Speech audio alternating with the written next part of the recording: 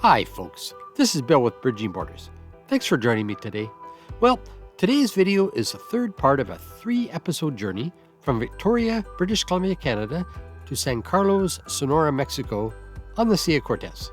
Today we'll take you from our last stop in Desert Hot Springs in the Palm Springs area, southeast through Arizona, and then we'll drop down south into Mexico and we'll end up on the Sea of Cortez. It'll be fun. Stay with me.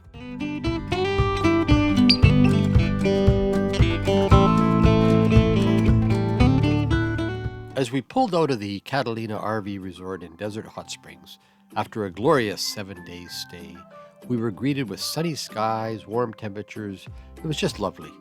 We decided to head along the east side of the valley that captures Palm Springs, Desert Hot Springs, Indio, and so on, to avoid the traffic on the I-10 that rages through the valley. So we took this bumpy road along the east side of the valley. It's quiet and bumpy. It wasn't long before we could make our turn onto the I-10 and join up with all the other cars and trucks heading towards Phoenix and other points east.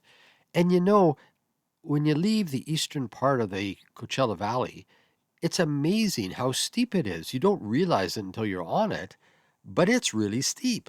And I'm sure vehicles overheat on that hill, especially trucks and RVs. We took our time in Maudie, but we passed the remains of some poor soul. I don't know what it was. I suspect it was a tractor-trailer unit, but you can tell that it was a sad ending for that vehicle, and hopefully not the person. We carried along the I-10 towards our destination for the night, which was Quartzsite, Arizona. For those of you who travel this route, you're probably saying, "What? Really? That's as far as you traveled in one day?" Well, as I said before, we don't travel very fast. We don't travel very far. We usually stick to 90 to 100 kilometers an hour, so that's 55 to 60 miles per hour. It's a sweet spot for Maudie's Caterpillar diesel. It's safe. It's just a good way to go. But we eventually did get to Quartzsite and found our little patch of dirt for the night. Straight through there and then out the way we came in. Okay. All right. Yep, we just have to find the path through the various fire pits. And it was beautiful. You get gorgeous sunsets there. It was quiet. And you know, we don't need to stay in resorts all the time. We mix it up. Sometimes we're in an RV park, a night RV resort, or a spa. Other times we're in the dirt, in Quartzsite, or at a truck stop. It really doesn't matter. That's the joy of this kind of RVing. Bridge. Yes. All the gauges are good. Checking to make sure all my things are on as they're meant to be. Metal to the metal. You okay? You look like Linda.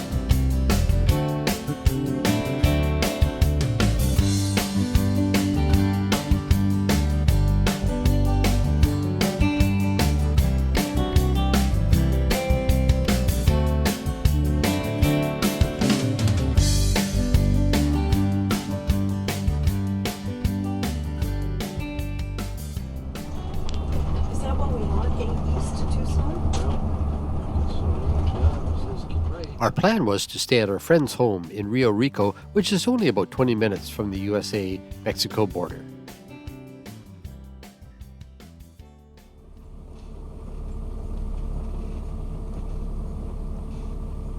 Our friends own a beautiful home in the hills of Rio Rico, and it's not very far to branch onto the highway that leads into Mexico, Highway 19.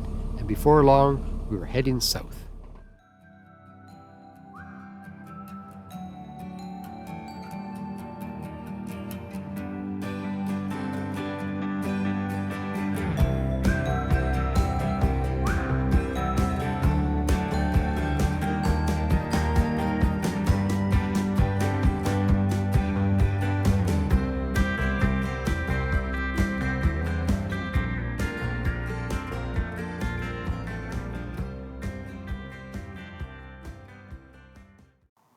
You know, as you approach the Mexico border, I think it's only natural that you might feel a bit anxious. But if you're doing everything legal, you don't have any firearms, you don't have drugs, you don't have to worry about a thing. We've been doing this close to 30 times over the last 14 years. We've never had an issue, never had a problem, never had an unpleasant crossing. So you can really just sit back and relax if you're doing everything above board. We usually stop long enough for Michaela to do a casual cabin check, and then we're on our way.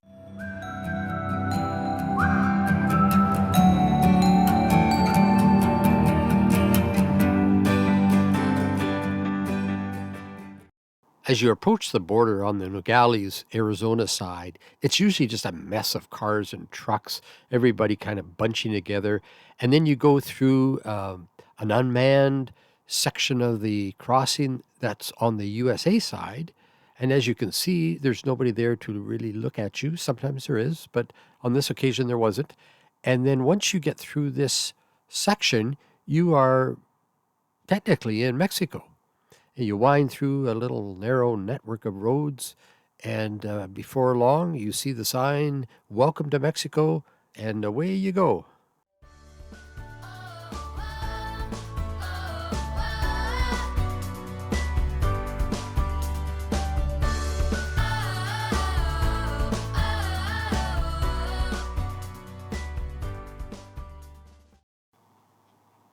Now, just hold on a minute. Don't you have to stop anywhere? Well, of course you do. The first stop, after about 5 minutes of driving, is a toll booth. Hola, buenos días. ¿Cómo estás? At this first toll station that you reach after crossing the border, they will take US dollars. They will not take Canadian dollars. But from this point on, be prepared to pay only in pesos. That's all they'll take. For the approximate 5-hour road trip from the border to San Carlos, I'd recommend allowing about 600 pesos to 1,000 pesos for road tolls. That's about 30 US dollars to 50 US dollars, about 40 Canadian dollars to 65 Canadian dollars. It's more than you need, but it's better to have too much. Oh, and please remember, don't rely on a credit card to pay your road toll. They won't take it. Within a few minutes of passing through this first toll station, you'll come across the first checkpoint into Mexico. It's a green light, red light scenario that most of you are familiar with, and anything goes. But you know, as I said earlier, if you're not doing anything illegal, then just relax. Mexicans are kind, welcoming people. You'll have nothing to worry about, and soon you'll be on your way.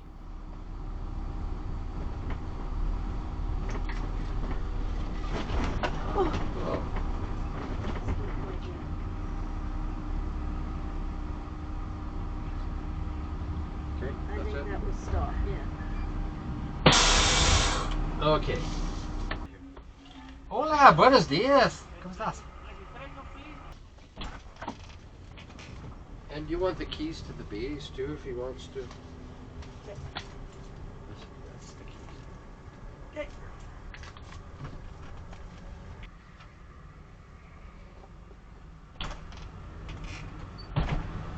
Hola. Hola. Bienvenidos. Buenos días. Buenos días. ¿Cómo está? Muy bien, gracias. Voy a pasar, ¿eh? Sí. Open, please. This is for the fumes from the diesel. Oh.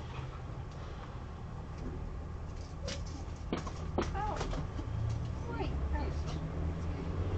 Okay, you can go. Okay, gracias. Muchas gracias. It's tied up. Yeah. So what's he doing? Is that Chris Smoker? No, he just looked at somebody. Oh, are we done? Yeah, we're done. Oh. Yeah, he was very pleasant. Yeah. The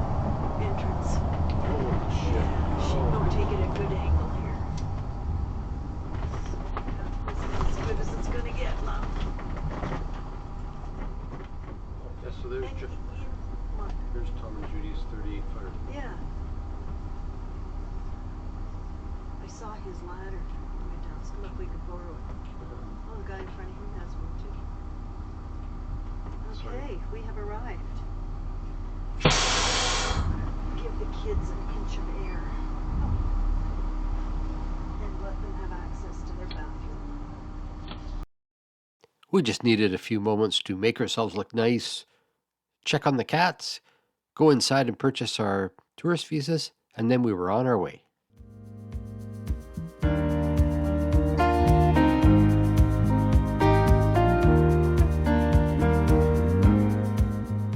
You know, in keeping with our practice of not driving very far each day, we only drove for a little over an hour beyond this point to our destination for the night, which was a small RV park in Santa Ana, a beautiful little town on the side of the Highway 19.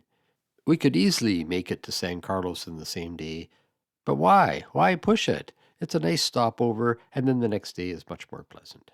I'll speed up the next leg of this trip to Santa Ana, but please notice the quality of the roads. The roads are excellent. They're either smooth pavement or concrete that's been poured within the last 5 years.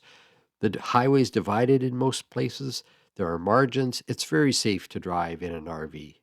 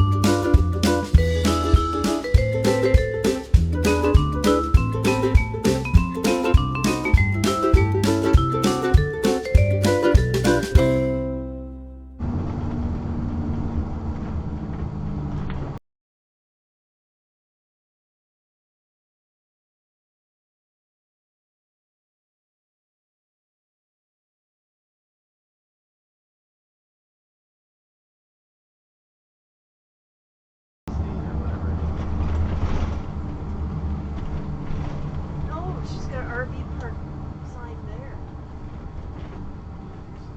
Oh, that's good. She's got a new sign. The Vista viewpoint, yeah. She said there's some work done on her house. Looks tiny. It's good. We're the only ones here. No, there's somebody behind Oh, the is there? building. But this is, remember that she was doing the bathrooms? Yeah, That look was at great. that. Holy cow. We love this twice a year stopover with Luis and Dora, who own the Punta Vista RV park. It's just a tiny place. It's clean, it's fenced. They have gates at the entrance and the exit that they will open for you in the morning when you want to leave. They close them at night about 8 o'clock. And if you need help with anything, Dora and Luis will go out of their way to help you. As an example, Monty had an electrical issue on our last trip heading north. Looking for a certified Caterpillar diesel engine mechanic on a Sunday afternoon? No problem.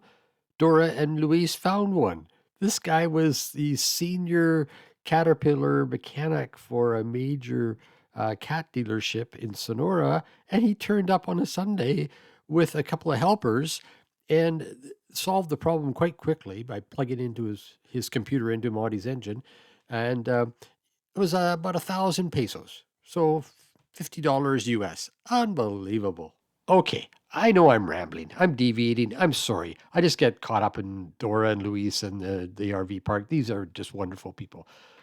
Okay, you're probably saying, when the hell are we going to get to San Carlos? Let's get this trip over with. Okay, so the next morning,